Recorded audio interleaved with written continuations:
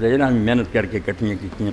اے امام ابن حزم ابن قیم رحمۃ اللہ علیہ انہوں نے منار المنیف لکھی ضعیف روایت.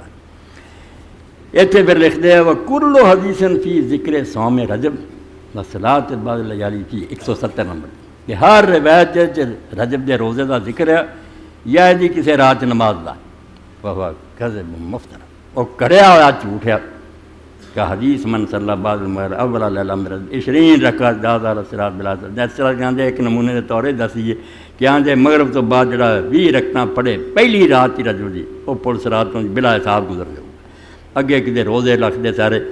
اتنے بھی لکھتے بھی جتنیاں بھی یہ حق تائیاں رجب دے ثواب وغیرہ دے بارے سب جڑیاں بے بنیاد اور جھوٹیاں کچھ بھی نہیں یہاں دے اندر صحیح.